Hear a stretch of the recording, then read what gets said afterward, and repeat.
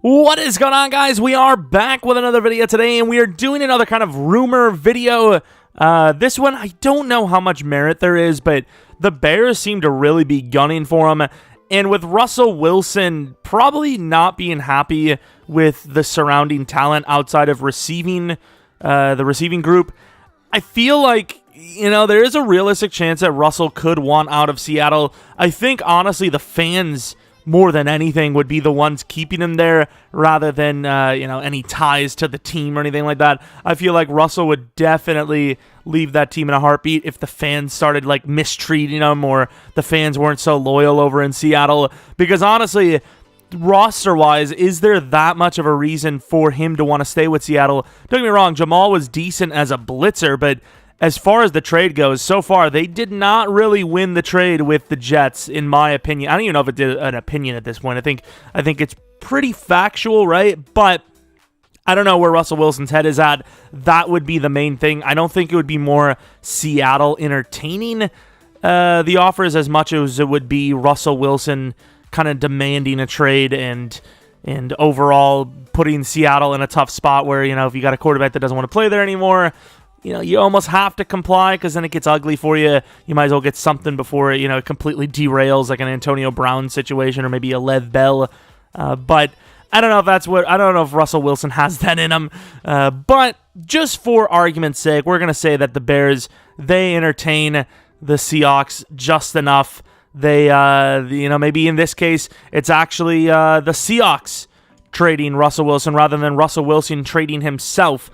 Now, as far as what a trade would look like, I would imagine it would be Khalil Mack, a first this, a first next, and I think you would also be seeing Foles and Akeem Hicks heading over to Seattle, in my opinion. I think that's what would be fair compensation, maybe even more, because pick 20 from Chicago Bears may not even be enough. Maybe you can re-sign Allen Robinson, getting rid of that Hicks contract. And I think Mack, they would save like $5 or $6 million. Maybe you think about putting Fuller over there as well, but at what point does now this Bears team look even worse than Seattle? I would say easily now. But just for argument's sake, once again, Russell Wilson is a Chicago Bear. Let's see what happens. As we know in real life, the Bears made the playoffs, and Seattle also made the playoffs. But what happens? Maybe both teams miss this time. But let me know what you guys think in the comment section below. Do you think there's actually any merit to Russell Wilson? Oh, let's move Mooney up, by the way. The name that has just been, flying all over the place on, everything, really.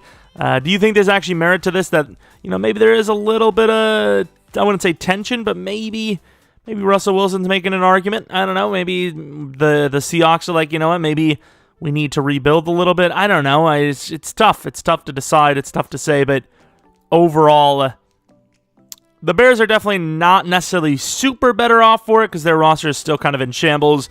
Whereas Seattle, I know quarterback's not easy, but Seattle's a lot closer with that defense being pretty elite. Of course, we're going to put Mr. Mack at, I think it's a right end Seattle needs. Seattle's pass rush was really bad, and then out of nowhere, Dunlap just started going off, and it kind of changed things. Obviously, Jamal Adams helped quite a bit as well. But overall, Seattle's pass rush went from easily the worst to pretty damn solid once Dunlap started getting going. Of course, I think he had an injury at some point. But yeah, Seattle would still, regardless of whatever magic they pulled off to get that spark, they would still obviously benefit from having a guy like Khalil Mack. And, of course, Akeem Hicks, who has been, I don't know if I want to say injury-prone, but kind of injury-prone lately, and overall just not as good as his true Pro Bowl self. Maybe 91 overall is a little too high here. I don't know if that's what I would say he would be in real life, but overall, for argument's sake, we'll say Akeem Hicks gets it going. That's a really good pass rush for Seattle, without a doubt. Also, let me know in the comment section below if maybe you'd want to see a rebuild scenario of this. I don't know how I'd do it because it's a rumor and it could be a very empty rumor and just means nothing at all. I don't know how that would help the Bears. Maybe it's some sort of smoke screen like, oh, well, the Bears are going to make a trade in the draft for Russell Wilson, and they don't need a quarterback at 20. Maybe one of these second-round teams can snag a quarterback. Psych, we got him. I don't know. the Bears probably will draft quarterback first round. I don't see this Russell Wilson thing panning out. But maybe you think it is. Maybe you want to see a rebuild of the Bears or the Seahawks with or without Russell Wilson.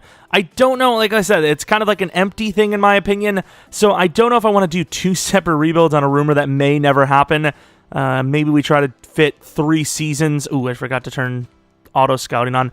Maybe we fit 3 seasons in for both teams in one rebuild. I don't know. Let me know in the comment section below. Maybe leave a like and subscribe. If I see a bunch of support on this, maybe I'm like, oh, maybe people are actually really interested in this potential rumor. We've talked about it in the past where we would do scenario rebuilds. We've done a few already. But yeah, let me know. I'm curious because, we're kind of in that like off-season period where it's all rumors and, we've already done all the realistic rebuilds. So it's kind of just rumors and projection type of videos. So there's that. Obviously, the Bears, they do pretty damn well here. In real life, kind of a gimmicky playoff team in real life, but obviously 11-5 is not the case. However, you see with Seattle, they are the best team in the league at 12-4. How in the world does that happen? System quarterback. Russell Wilson has a really good season, obviously 38 touchdowns, 14 interceptions, 4,100 yards, 98. The passer rating's not super great. Completion percentage must be down a little bit, but really good season there considering, David Montgomery was all right, but nothing too magical. Allen Robinson stays, and it's a good decision. Anthony Miller is still here. Mooney doesn't get as many receptions as you would expect. As far as the pass rush, Bilal Nichols steps up. They're kind of in shambles here. Mingo and Quinn starting with Vaughters. Never heard of this guy in my life as kind of like the cleanup man. Cornerbacks, Jalen Johnson, high potential player with the most picks on the team. Cairo Santos with 7 for 10. Let's take a look at Seattle now. Obviously, Nick Foles was most likely at the helm over there, and Nick Foles didn't have nearly as great of a season, obviously, but if the Bears got this type of season out of Nick Foles, I don't know if we'd be having this conversation, because I think that's just good enough to remain the starter, I feel. Obviously, nowhere near as good as that in real life. Chris Carson, 1,100 yards, 4.2 average, 5 touchdowns, so not much better than David Montgomery, and the receivers weren't as great, even though they obviously have more receiving talent as a whole.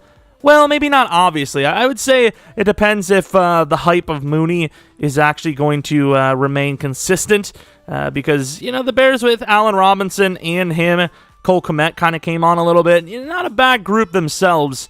As far as sacks go, Khalil Mack gets 11.5, Hicks with 4.5, which is definitely like on Pro Bowl level for the position he plays.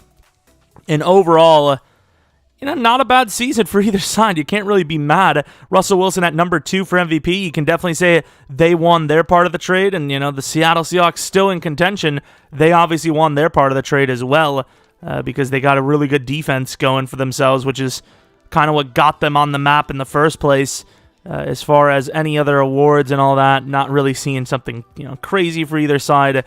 But they were in contention for a lot of things, so it'd be kind of crazy to see these two teams face off with this trade. Well, I'm definitely not going to. The Bears, with their wild card loss out the gate like last season, do the Seahawks do the same? They do not. They win their game, or did they have the bye? No, they wouldn't have won their game. They had a bye week because they're the best team in the NFC. I have no idea if they're still going. We're about to find out if they're in the Super Bowl, and they are not. So let's take a look at the results of... EA got it right. Congrats, man. You predicted the Super Bowl. Maybe. They did. Nice. Congratulations, EA. You're moving up in this world, EA. You know that? You guys have been taking subtle W's lately. Subtle ones. Not crazy, but subtle enough. As the Bears defense, I said the Bears defense because they took half the damn team. The Seattle's defense really was no effect on Brady at all. As you could see here, did Mack even participate? He did have a sack, in fairness. But that's pretty much that, right? And you got all those results in there. So the thing I'm looking at is I think Chicago could just barely afford this trade. I'm not really sure how it works, how they can bend the cap to where you trade someone and the other team can take on bonuses. I'm not sure how that works. It's got to do something with pre-June 1st and different types of cut scenarios and all that, but I think Chicago can afford the trade we sent off because a lot of those contracts they actually save money by getting rid of, but I don't think Seattle can take those on, especially with, like, I would assume there's a big number tied to Russell Wilson. So I'm not actually sure if that's even possible, but if all these rumors, which I assume are true, because Chicago's been desperate for quarterback for some time now, and of course Matt Nagy and team are desperate to save their jobs as they almost lost them last year, are true, I imagine that, you know, they're going to find a way.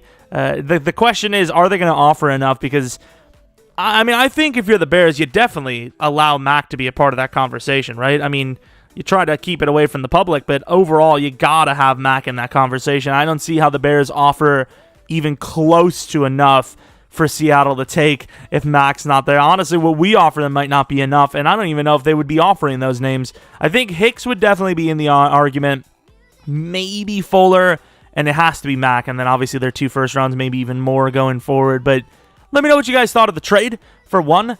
Do you think it was too much? Do you think it was too little? I mean, if you think it's too much, I think that's a little wrong of you, because look at what Stafford went for, and he's nowhere near. I mean, I wouldn't say nowhere near Russell, but comparatively, what we're looking at, I mean, I would say that Russell's can do a lot more than Stafford can, right? So, I mean, I feel like it's pretty fair compensation, maybe a little bit more over to Seattle, maybe a second round added or something like that.